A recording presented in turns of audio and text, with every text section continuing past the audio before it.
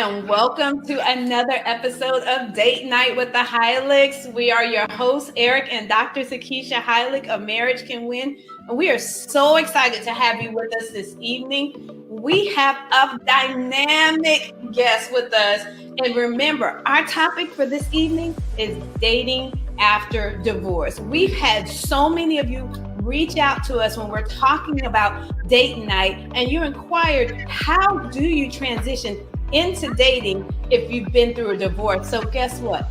We connected with a dynamic speaker who is going to be transparent. She's bold, she's real, raw, and relevant. And we're going to talk a little bit about dating after divorce. So everybody, I want you to join with me and welcome to the Dating with the Hylicks. Welcome, Miss Tierra Destiny Reid. Tierra, how are you doing this evening? I'm doing awesome. Hey, guys. How are you? I'm fabulous. I'm excited to be here with you both.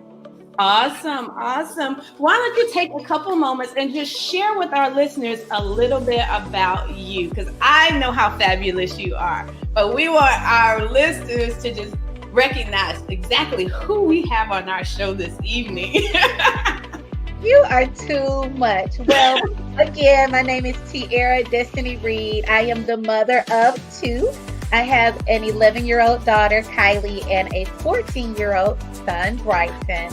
I am actively co-parenting, so I'm very blessed to have an amazing co-parent, very active. I am an author of The Power of Peace and a Pause, and recently published Married, Divorce, and Dating. So my platform is tierradestinyreid.com and winwomenheal.com. Wow, that is amazing. And I am sure a lot of our listeners out there are like, oh, so she's been through what we're going through, so they can really identify with where you are. And one of the things that you said to me that was so key, you said you have an amazing co-parent.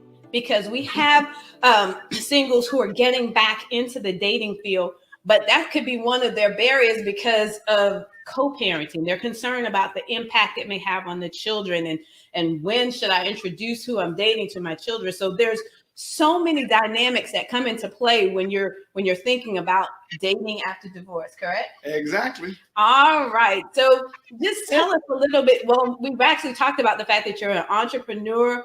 You're an author. I don't even recall you telling them about what a powerful motivational speaker you are, and not how to you empower women. Not to mention that we know her as T. Now you know what?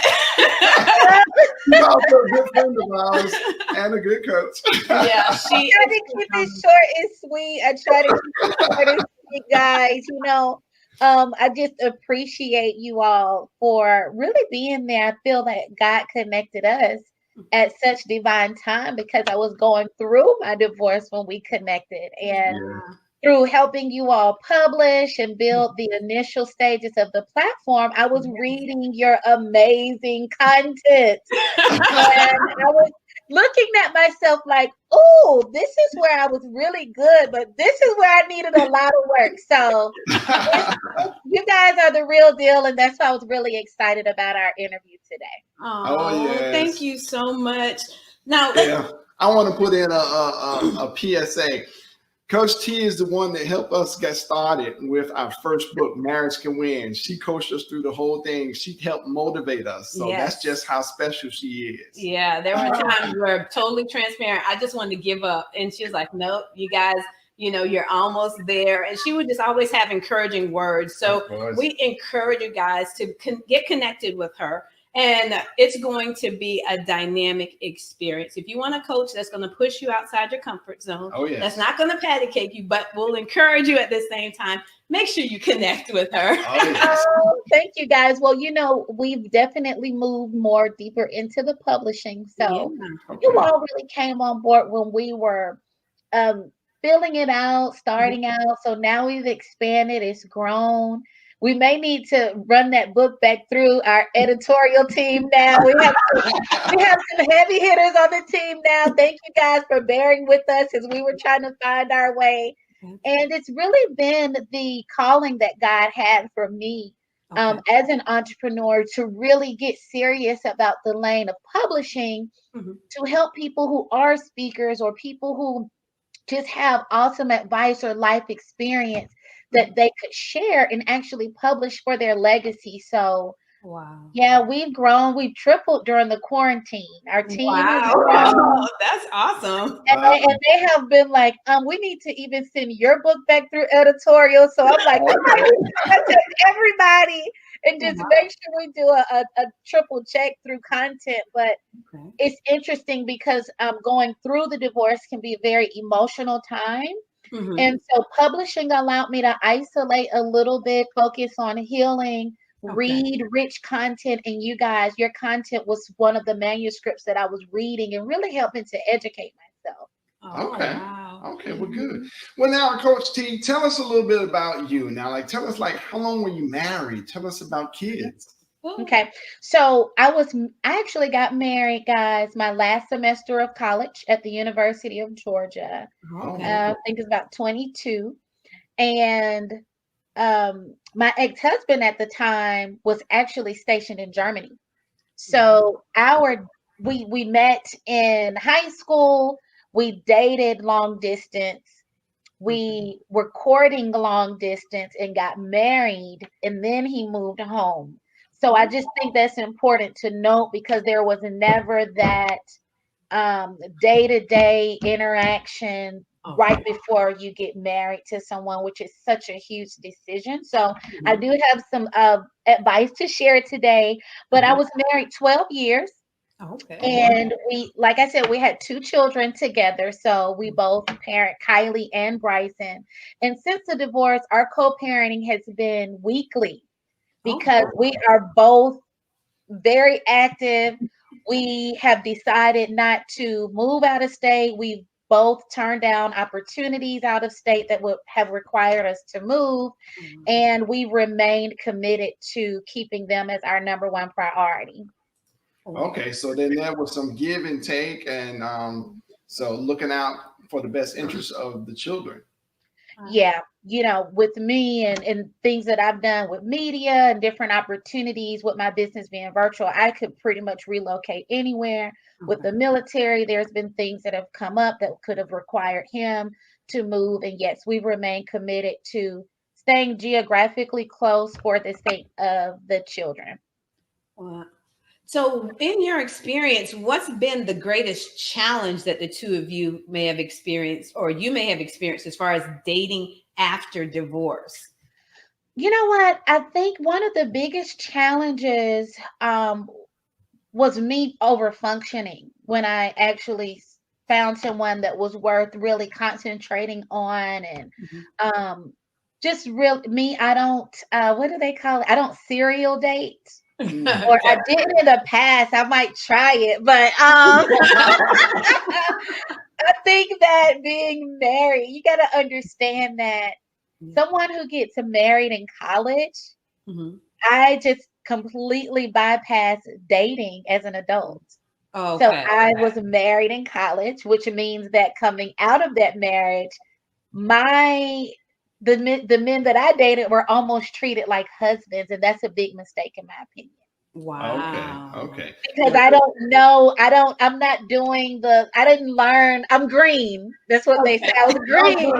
So I think that's what guys like about me because it wasn't about what can I get and, the mind games and this and that. I'm like cooking and we're talking about vision and I'm so serious and not everybody's in that mindset. So that was a challenge for me. To realize you're not married, you're dating, and I had to learn a lot. I made a lot of mistakes. I did not guard my heart very well. I jumped in too soon. And I think that people really bypass the healing process and the importance of the self-love journey. Wow. Yeah, you will call what I call the good girl. See, the good girl who was sincere, was green, didn't know the game, because you missed that college girl gone wild stage. You were just a good girl, good, wholesome, clean girl, kind yeah, I mean, right, publicly, yeah. And so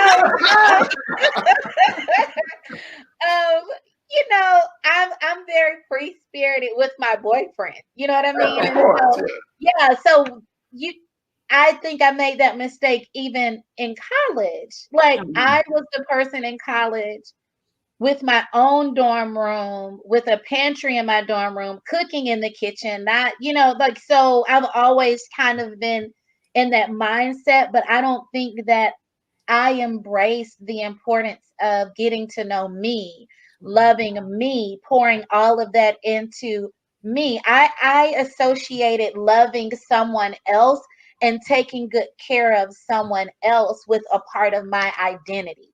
Oh, so would one of your suggestions be to a young lady that may be in college and she's contemplating marriage? Would you suggest that, you just continue dating for a while? Or what would your suggestion be to a person, in college that's dating?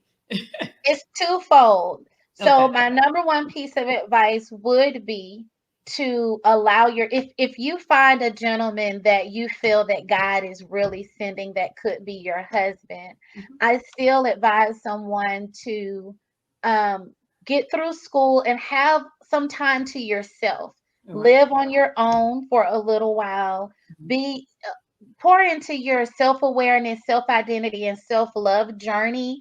And I'm only saying that because I personally feel like if it's really who God has for you, He's not going to go away because you're loving yourself. He's not going to go away because you may be healing from some things in the past. I don't think that we are encouraged to think about that. We're just encouraged that, when this person appears in our life, that we'll figure it out together. But then I think sometimes the marriages and relationships suffer because there's a baggage or pain that comes in that we can't even identify or articulate.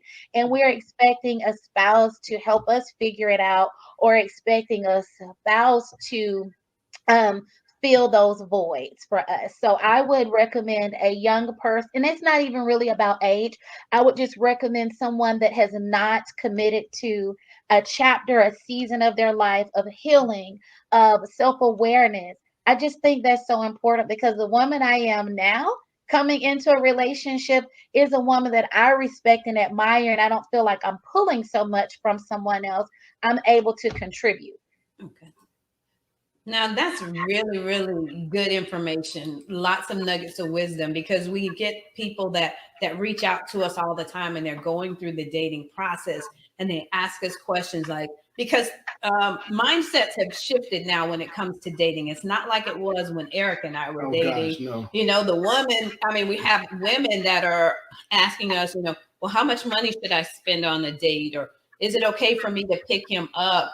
And I'm kind of like my mind is blown because there's a shift. Things are totally different. You hear people talking about things that younger ladies are doing, like you Uber a man to your house and then pay for him to go back. And you're Yeah. like, and my mind is blown. It's like, you did what?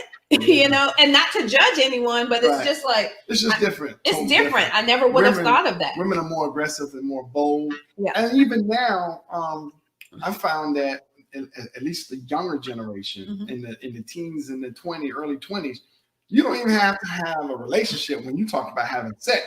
It's Yeah. just free. It's like, oh yeah, and it's now you don't have to be like, you're my boyfriend, girlfriend, we exclusive before we look at talking about sex. That's a whole different story there. Yeah. Well, you know what? I do have opinions as it relates to the topic of sex.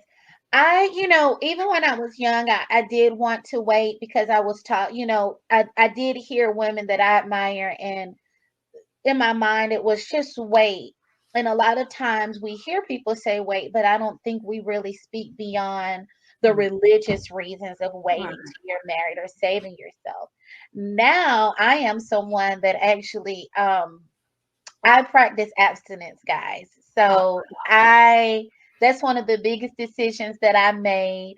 mhm. And I would say that that is my advice to not just women, it's to young men. And I think that we always encourage women to Right. save their bodies, and we associate that with being pure or Mhm. saving yourself for marriage. But Mhm. for me, I really think it goes deeper into also soul ties, Yeah. also your broken heart, the damage, the baggage now you're going to bring when God does send the right spouse for you.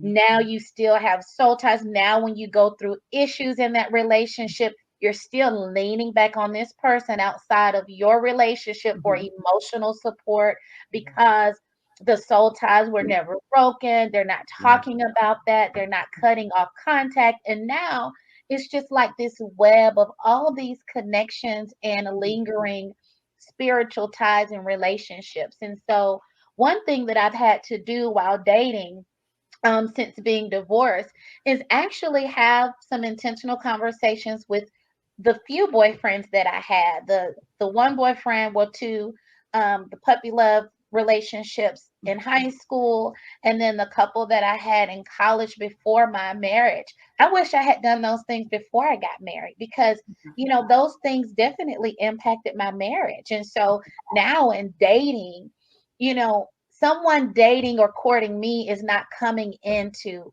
any of that because the work has been done. But how many times do we encourage people to take the time not to just heal and cry and journal, but to correct your wrongs, swallow those hard pills about yourself. Ask yourself, why were you reaching for certain relationships? What void were they filling? And also, what role did you play in the any toxic relationships? Why did you allow it? Were you your own predator, not just the victim? So it's hard for people to take a hard look in the mirror. I've had to do that. And, it's made me a better person. I'm still growing, but that's a big piece of it. When I think about sex without marriage, you're really putting yourself in a vulnerable place. No one owes you anything because you chose to give your body to them. How much do you value your body? And so if someone can just have sex with you and you are fine with the soul ties, then just know that sometimes down the road, there are repercussions and consequences emotionally, self-esteem wise. A lot of these things are impacted. And I do believe that we're jeopardizing really recognizing and identifying that kingdom marriage that we are to have. Before I got married, I was having sex with my ex-husband and I knew it was wrong. And we had a conversation about spirituality and being saved. And he was honest to say he was not there yet and that his parents weren't there before they got married.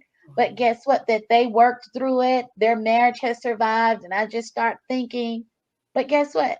Honestly, if I had the maturity level enough to raise that conversation and still move forward, that's something that I have to take accountability for. So a lot of times I think with the dating after divorce, people are sometimes looking so quickly to replace or fill a spot that they're not coming fully who that God created them to be so that they would attract the person that will value them for the right reason. Absolutely. That is so true. So many people are right now, I'm going to speak to women on social media, are really presenting themselves to me like worms on a hook. And I'm not to degrade anyone, but what you lead with is what you're going to attract. And it's going to always be someone sexier than you, more beautiful than you. And if that's the only thing that this man falls in love with, then you're going to be dealing with that for the rest of your life. See, that was exactly what we talked about on our previous episode. We were talking about, I was talking about from the man's perspective, right? You're looking at the women and the single women, and you always see them talking about, and they shooting behind and cleavage is here. And I'm like, okay, they're not married. So now when as a man looking at that, okay, yeah, I'm looking, yes, she's sexy, she got nice this, nice that. But then that's all I'm looking at, and that's she advertises sex. That's all I'm thinking about. That's all I want to do is have sex with her. I don't even know what kind of characteristic or what kind of person she is. Okay. Right. And and I was talking about, we were talking about, so a man goes after this woman and have sex with her on the first date. And then the next day he finds out he got a dud. She has no personality, no character. She does not have any smarts. She's just sexy. So you know what? And then on the flip side of that, as to wives, I know you guys have a huge following of women who are still married and Hopefully they can work through it and not be divorced if it's the marriage that God put together, because I have a whole opinion on that. Some people are choosing who they want, not waiting on who God has. So, you want us to fix something that you did yourself. But let's just talk about those people who are married that God did join them, and they're just going through a rough spot, a rough season. Sex is important. That's what I love about you guys. You talk about it on your platform, you put it in your book, you talk about keeping it spicy. So many times, the reason I said self-love is important, and if you're dating after divorce, focus on self-love, and that's what I'm doing and learning even more, is that you have to feel sexy for yourself. You have to keep it sexy. We can't say because I'm having all these responsibilities as a wife, I'm not doing my hair, or my hygiene, or keeping it sexy for myself. There was a quote, or something that I read, and I just had to be honest with myself, because you guys know I've been really on my health journey for a minute, and I fluctuate. And I think part of that got me was the question said, if you had to be stuck with yourself the way you are, with no improvement, whether it's weight, personality, career, just everything, if you just had to be stuck where you are with no improvement for the rest of your life, would you be happy with that? And it really made me think about, what would I want to change? What would I want to work on? And if I wouldn't want to be stuck with this in each area, if my answer is truthfully no, why would I be insecure or offended if a spouse or someone I'm dating doesn't either? But then people can't have honest conversations. And so I just think before we get into dating, that introspection is so important. That is so true.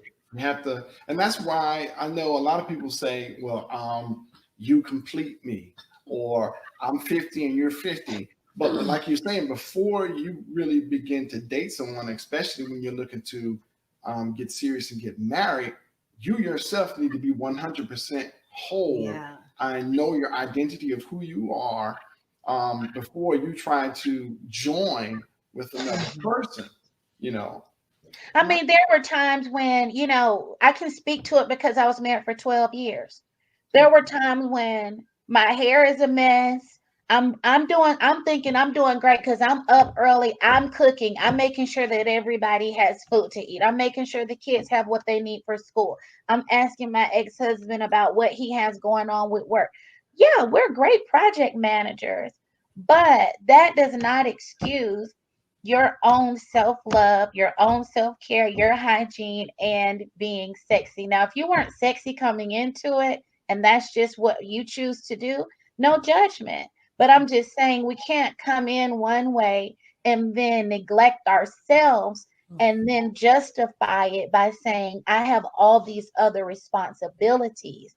What dating, what dating after divorce does, when you take a pause from dating to after we've been disappointed, and we look at ourselves and say, wait, I'm trying to replace self-love with companionship.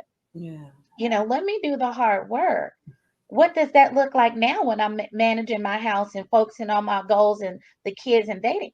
I have active wear that's still presentable and it's still sexy, or just matching active wear when you have a busy day, not holy t-shirts and just looking grungy or whatever, just because you feel like, oh, I already have this spouse. And that can go for men too. Just taking care of yourself and knowing what you need is so important, because when your self-esteem is up and your confidence is up, it really does impact the energy within the house. And I think that also leads into just boundaries and guardrails. When we build up our self-esteem and our needs, I think our standards change. That's really, really important, because that's a key concept. Because I was thinking, as a professional woman and you're dating after divorce, do you find yourself like being unwilling to find yourself just not wanting to settle in certain areas, or do you find yourself establishing greater boundaries? Yes. So I would say that I intentionally have done a lot of self work to shift my mindset. So Okay. at first, and because marriage is still something that's important to me, Okay. and I never want to be the successful woman that's wearing a S on her chest and a cape. I'm not that person. So yes, I am very successful, but I don't lead with that. Got I'm very humble. I'm actually very submissive in my relationships, which is very surprising to people. But it. for me, which was very awesome to hear with the last gentleman that I dated seriously, Mhm. that he felt like a king, was never disrespected. We have great chemistry, we have great communication. Okay. However, when you do have certain standards and you know what that commitment is, sometimes we have to decide for ourselves. It seems like we're not moving in the same direction.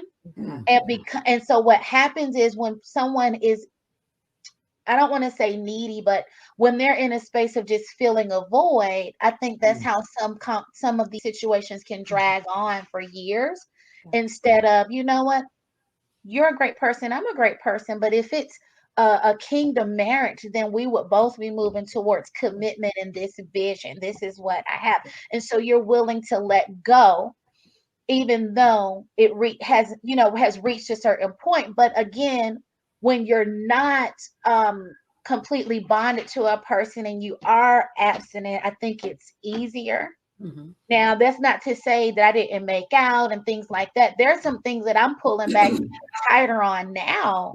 But Okay. those standards, I will say RC Blake's, I don't know if you guys have heard of Queenology, for especially for girls in college, Mhm. and single women, and I really think even married women could benefit.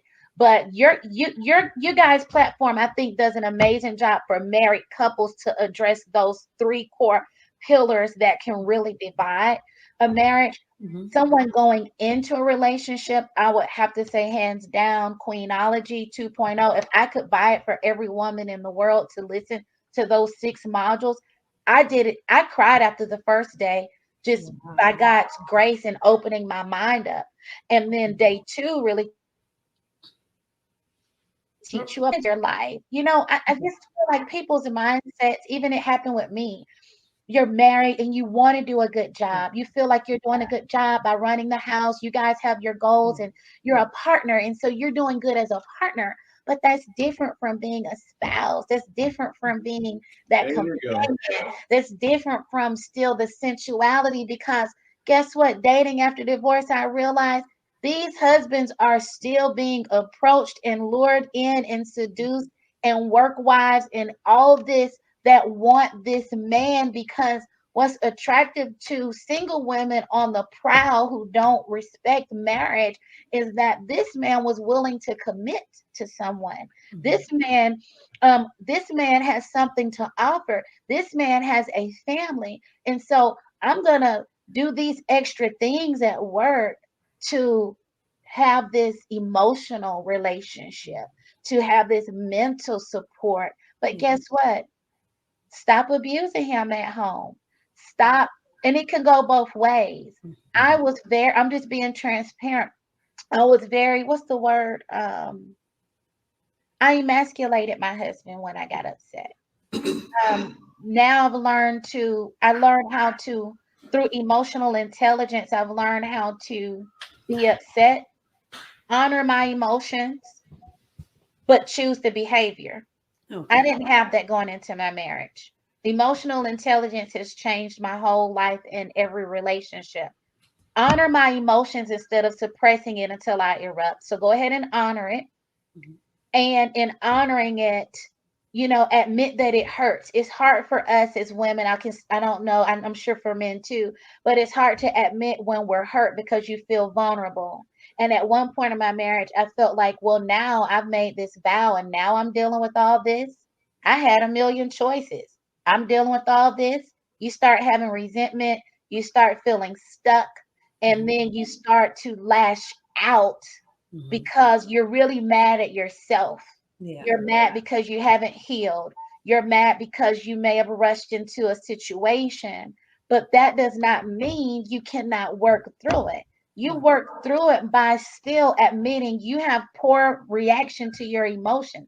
that does not give you the right to emasculate, to abuse, to stonewall, to the silent treatment. All of these things we do to someone that's our life partner. And I'm speaking from experience, guys, because you love so much. We love so much that we're investing so much into it that now we feel betrayed or hurt. It hurts so much because we wanted this to be so right. It can still be right, but you have to be honest, like you guys talk about in the book. Put it all on the table for real, because when you're out here dating after divorce, there are people on the prowl every day. There are women trying to be everything that they think that wife is not, everything they think that husband is not, to find a weak point. So if you're already divorced and you're dating, look at yourself and say, how did I contribute to the toxic behaviors in this relationship? Don't justify poor behavior, because poor behavior is still poor behavior. Emotional intelligence helps us say, you know what? With this standard and boundary, I see a red flag. I'm not going to call it a pretty pink flag. It's a red flag. Right. So now you've seen 2 or 3 red flags, but you want the love and relationship so bad, you're afraid to say anything that's going to jeopardize the relationship going, because you want a ring so bad. You want the title of a wife so bad. And then you're going to repeat the cycle when you get back in the relationship and erupt when other things come out that you overlooked. Yeah. Now, something that you said was so key, because I was thinking in terms of when you're dating after divorce, are you more mindful of red flags? But then my next question is that sometimes some people can be in such a posture of wanting to move on with their lives that they overlook the red flag. And I'm wondering, is that just because the pressure to be in a relationship, or is it that that person just really truly hasn't healed, or they really may not have taken that time to invest in themselves, to develop self-love. They're more focused on the relationship or the title than actually, I'd say more invested in a title than actual having a solid relationship themselves. They may just don't want to be alone. They're so accustomed to having someone, and then all of a sudden when you don't have that person, you miss the time of being together, and then all of a sudden you're alone again, and then you start going out and you see other couples together and they look all happy and everything. You're like, I don't know. So does that open you up more so to compromising then? Because you're making decisions based on what you see rather than what's in your best interest. What's your feedback on that? As far as red flags, I feel like I just feel like people have to be really careful coming straight out of the divorce, who haven't taken time to heal and reflect. And it really does depend on the intensity of the relationship, and everybody's situation is different. But for me, what I'll say is I was a pleaser. I was validating myself, wanting the validation through being good, a good partner. I think when your marriage doesn't work, sometimes you are fragile, or you take a blow to, like, did I do a good job? Was I not a good Were there things I could have done better? And then I think that what happens is there are a lot of predators who recognize vulnerabilities. Um, Someone can tell very quickly. I feel like women especially give a lot more information too soon. They're putting everything, all of their vulnerabilities on social media. There, it's very obvious when we're wanting the attention, the sexual attention on social media.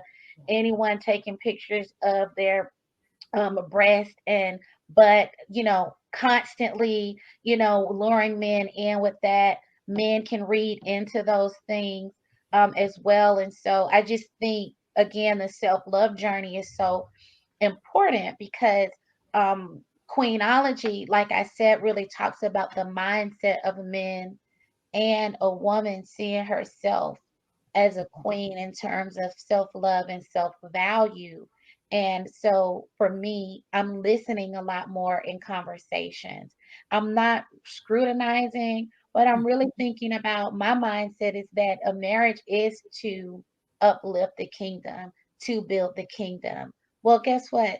If I really understood that about myself before, then I would have waited. I wouldn't have been so in a hurry to be in the relationship. um, I would be looking for certain core values, not just preferences. So Okay. you learn the difference. Are you attracted to certain preferences, or do you know what the core values are that you're looking for in a person? Well, that takes time, that takes patterns, that takes listening, not just being, does this person know how to play a role? Does this person know how to show up? Anyone can send their representative in your life to show up the way they think they need to show up to get what they want. But if you're listening and you're not so much in a hurry, then you're going to feel these things spiritually as well. There's going to be intentional questions that you ask Yeah. because you will recognize the value that you bring, and you're not going to risk those things. It took me even getting my heart broken to realize you have a lot to lose. Do you know that each time you go through a broken heart, do you see how it impacts your energy, your mind? Do you see how you have to rebuild yourself? You're not even able to function the same in your purpose. When you think about every time you rush or you don't pay attention to the flags and you end up hurt, guess what? Everything is impacted. So be responsible. Be real with yourself. What's the rush? What are you reaching for? If this person is showing you these red flags now, you're not going to call this person out on the table. You're not going to see if they're willing to work through the hard issues with you now. How can they work with you later in a marriage if they can't work through it now? But we want everything to be fairy tales, roses, and in a honeymoon phase before we get married. I think that everybody needs to wait through they go until they go through a major challenge before they're married to see how you work through that challenge. Wow. And I think that's really, really important that you said that, because sometimes people rush into relationships and they rush, they don't really take the time to process it. And that's something that you said that was so key, because I was thinking about when you're dating after divorce, are you actually more cautious about it now? Do you really pay attention to the red flags, or do you just overlook them? And I At think first I didn't. At first I didn't.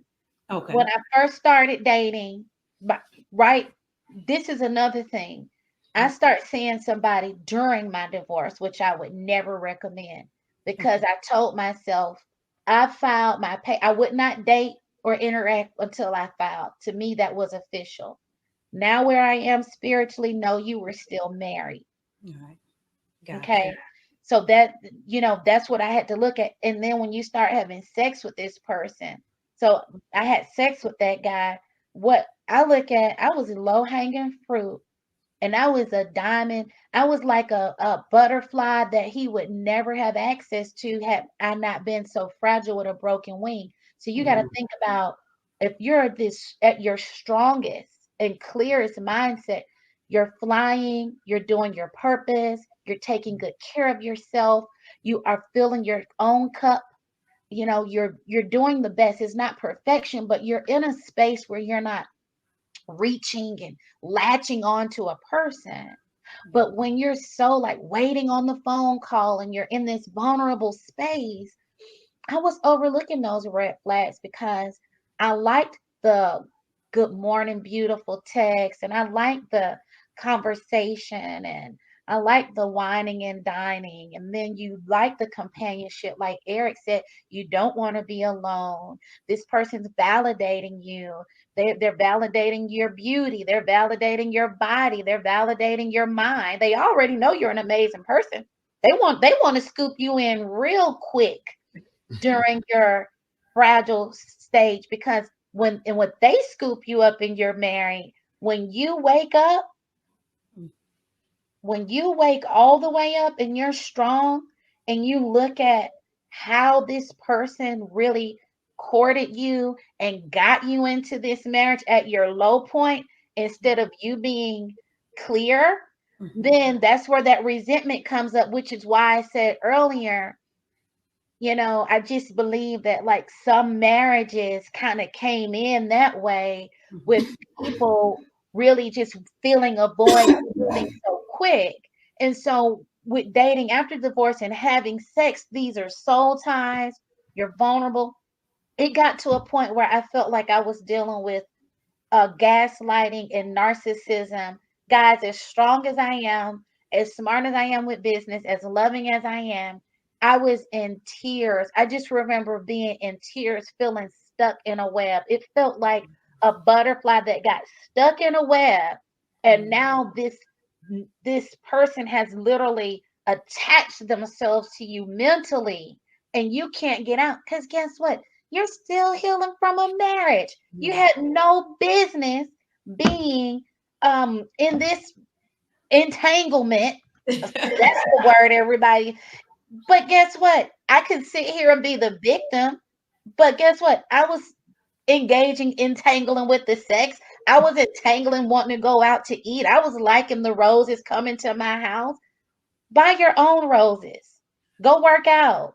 Journal. Look at build yourself up and be that strong woman and that beautiful butterfly that's listening and also leaving room for God to reveal things. I was not operating that way. Now, you said, wow, I'm processing it. I know that, one of our core values is expressing what you expect. Right. So when you're involved or you transition over to dating after divorce, how comfortable are you, or what pattern of growth did you notice in terms of expressing what you expect going forward?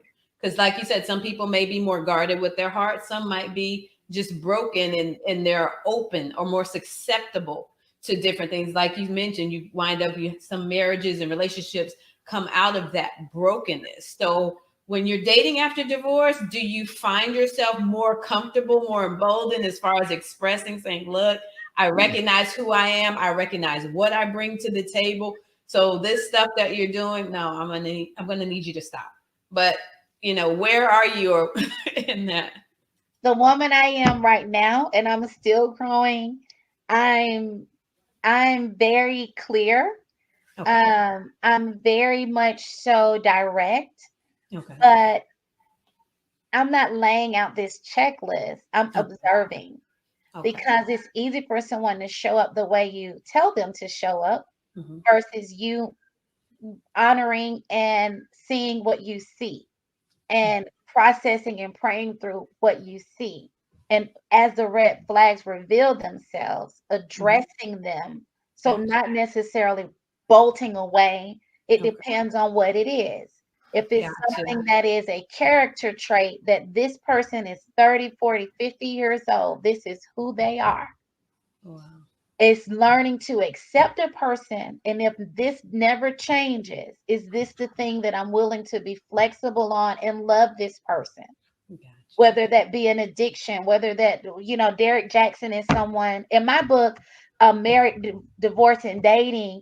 I haven't marketed it now because I'm still like making sure. I want to just make sure I go back and it's something that can really, help people without it having any of my personal, just baggage in there. Because I think as you heal, it's less about the other person and what did I learn? These are the resources. So Derek Jackson, most people know about, he says for women, he speaks specifically to women that women should really make sure they get to know a guy and his vices. So we're looking at all these preferences and what someone brings to the table. But can you create a safe space between the two of you for this man and this woman to share their vices, demons, addictions, things that they need, things that they struggle with? People aren't having these conversations when they're dating. These are the kind of conversations that I want to have before I'm married to someone, because that addiction, may send Sally running. But with the work I do, that might be something that, I'm like, well, what's the root of that? Where did that come from? And it may be something that's not a deal breaker for me, where it may be a deal breaker for someone else. But when we're just, wanting to be with someone so badly, we're not even creating safe spaces to know what each other's struggles and vices are, because every single person has something that they struggle with and it's going to show up. it's going to show up.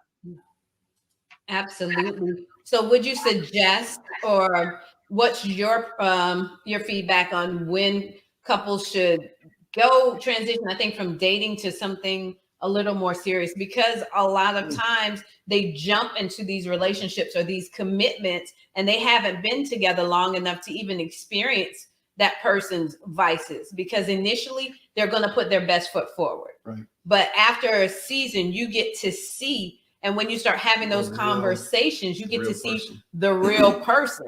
And that's why even I have a teenage daughter, and I've shared with her, I said, look, when people are getting to know you, sometimes just sit back and let them talk and observe what is coming out of their mouth. What are they sharing with you? You know, what are their goals and aspirations? But how do they think of women in general? How do they respond to certain things? And just watch and see. And then she came back to me. She goes, Mom, I am so glad you told me that, because this person got on the phone and they just said, and I realized, no, I can't deal with that. No. So to start developing a filter at 18, because it's different now, because if you look at it, we went in the midst of a quarantine. So that should have had a degree of impact on dating life, because they weren't actually able to. I think it's a good thing, being that people can't rush into the physical part, because you weren't around each other. So you had to have these conversations on a regular basis. You had to get creative with dating, be it via Zoom or, Facebook or what have you. But what you said was really key, because if you let a person talk, they're going to talk and tell you what kind of person and how they think. Or, they put on their best face at first, and all of a sudden you start hearing F-bombs and curse words and B-bombs, and because at first you didn't hear it. They were so respectful and everything. They want to tell you what you want to hear. And then after a while, when you just let them talk and you ask them a few questions and they talk, and all of a sudden their true inner demons come out and they show and manifest themselves. And then you see what type of person they are. Then maybe they're talking about their parents or their mother. Or maybe they even start talking about their past relationship and how that happened to me. Really? Someone took me to breakfast from my past, because typically old friends, it's easier for I don't get a lot of guys who follow me on social media to come at me really sideways, because they can already, men, again, like I said, they will study you, and they know at what point are you putting yourself out there as low-hanging fruit, or are you a woman that's going to listen and want to have a conversation and pay attention? That doesn't mean that you're still not going to have insecurities or vulnerabilities, because I'm still learning. But I think it's easier for someone that's been a past classmate to reach out, or a past person we dated. And so that I get sometimes more of that. And so I went to breakfast with a guy from my past, a past friend, like puppy love time frame. And immediately, first interaction, I'm not really throwing a lot out, we're just casually talking. And his past relationship came up. The way he talked about her, as calling her out of her name, that be this.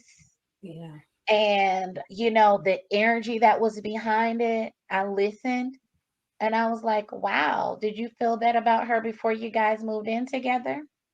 So what was it about her that you love to make you want to move in with her? His whole energy shifted. He was very victim minded. And I really got to see an energy and spirit within him, where when you say, are you clear on your boundaries and standards? He's someone that was also like, oh, what kind of phone you have? Oh, you don't have the iPhone. Well, if we're going to be chatting, I would want to get you this so we can FaceTime. Okay, so now they put the money out, they put the possessions out, and young girls and women who are not in that space of doing for themselves, oh, they say that, oh, you're going to get me a phone? Honey, they just put a leash around you. So, they have access. Now you want FaceTime to see who else is in your environment. Where are you? But they're not looking at it that way. They see it as this so cool gesture. Oh, he's offering to do this and that. And then with his language, it was such a turn off. I told him, Honestly, guys, I didn't go out with him again. I just kind of just cut it off.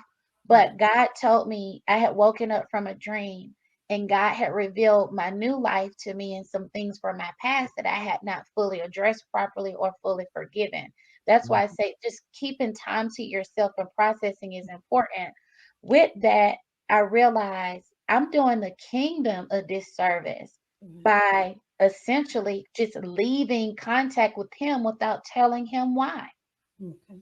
And Mhm. I had to go back and say, hey, when we reconnected, I could tell you were very interested in me. I enjoyed, the breakfast. But when you said this, when I noticed this, I don't use this type of language. Mhm. This is not in alignment with my belief system. And, I'm not interested in moving forward. But I feel like if you don't tell someone, how can he do self reflection? This is what I don't think that we realize as women. And I'm Eric. I know, men, I'm just speaking from what being a woman is that as women, I believe that, and I'm not saying it's our responsibility, but I feel like we have more kings that are not being called to rise up to their kingship because women are laying on their back easily. Mhm. Women are not setting the standard. Yes. Women are giving a freak show for free porn on social media. Yeah. And when you realize a man, if this man could encounter a queen who is sexy still, that doesn't mean you got to dress up like a usher. You can be sexy. Michelle Obama does a good job, in my opinion.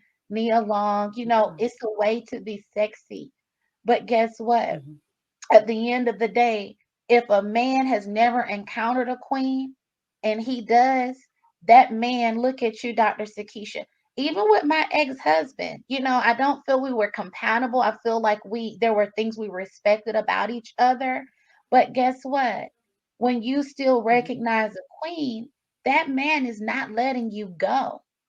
And so if that man has to Mhm. become better, if that man has to stop certain Yeah. behaviors to be in your company, if that man has to do certain things and he does not have 24-hour access, when you do step back, when things are not in alignment, when you feel disrespected, when you feel that this was out of line, a woman knows how to sit on that throne.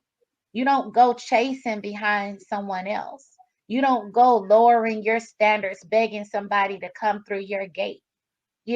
At the end of the Yeah. day, if you look at yourself as a garden, I had to look at myself and I cry sometimes when it's something you want to work out, when you invested and Mhm. you see this is a good guy.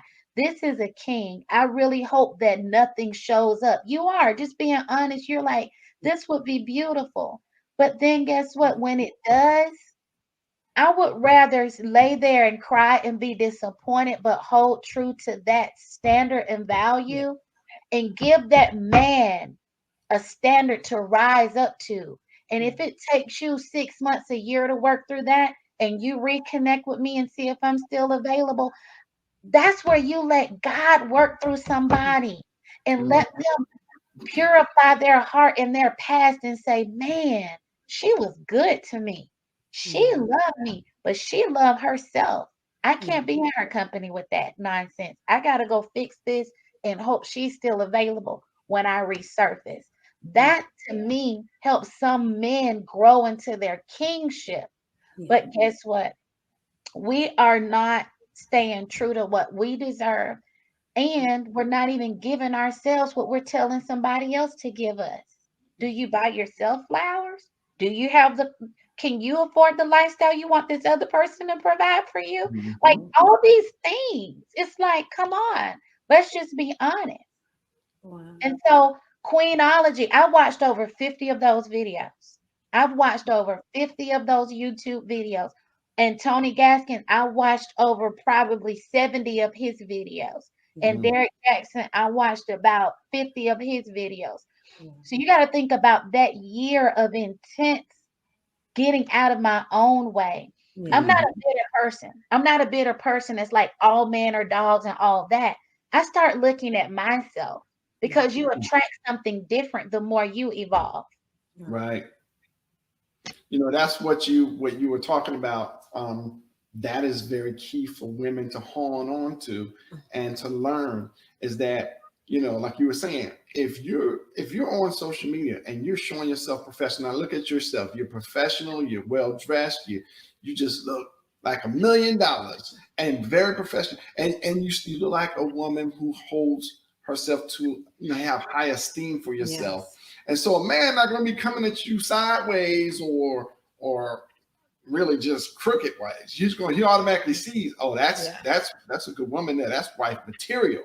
But then like you were talking about, the woman is all she's doing is accenting her, taking pictures of her breasts and her butt, and she's just always dressed and provocative. The man automatically say, oh, I can just come to her in any kind of way. Like, their speech is going to be different.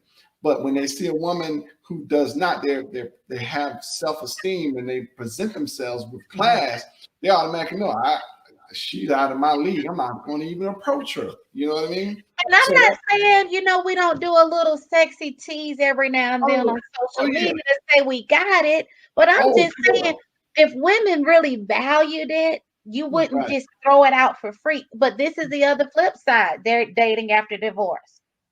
Then we got the church dudes that come with us with the scriptures. Oh wow. Yeah. And it's I mean I've gotten scriptures in the DM and people who then if they hear me talking about the kingdom marriage and the kingdom man and this, then they come at you with that. And you know what? You still have to listen. You have to still listen because men approach me, they have a 1-year-old child. I'm like, you have a 1-year-old and you're already out pursuing someone else. Have you really given a chance for that relationship to work? I am pro family. And then I'll give them a prophetic word that God put on my heart for them to go and try to heal that relationship. But I want to share something where a guy broke down to me in my dating after divorce. Okay. A guy told me this, and it shifted my ideology. He says to me, T, how did that dude? He saw me on social media. I was hosting an event. I don't know if y'all remember, I had this African gown made, and everybody just, it was just a lot of a response to it because, anyway, there was someone else that saw me that night. They were a part of the event or organization.